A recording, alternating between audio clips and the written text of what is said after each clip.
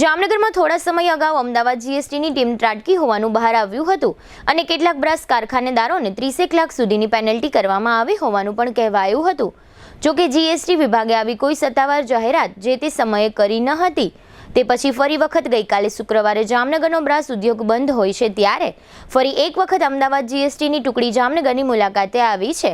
કેટલાક બિલ્ડરોને ત્યાં, કેટલાક બ્રાસપાટ કારખાનેદારોને ત્યાં અને કેટલાક ચાર્ટર્ડ એકાઉન્ટન્ટને ત્યાં આ ટીમોએ ચેકિંગ કામગીરી કરી હોવાનું કહેવાય છે, પરંતુ જીએસટી ટીમ દ્વારા આ અંગે કોઈ સત્તાવાર વિગતો જાહેર કરવામાં આવી નથી અને વિગતો જાહેર કરવામાં આવશે કે કેમ તે પણ અત્યારે નક્કી નથી।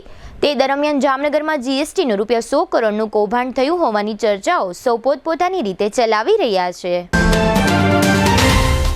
જામનગર શહેરની મધ્યમાં બેડી ગેટથી તદ્દન નજીક જૂની જયશ્રી સિનેમાવાળી શેરીમાં જૈન દેરાસર પાસે 2 BHK અને 3 BHK ના લક્ઝરિયસ ફ્લેટ રેડી પોઝેશનમાં। જી હા, અમે વાત કરી રહ્યા છે શ્રી જીન કુશલ રેસિડેન્સી પ્રોજેક્ટની।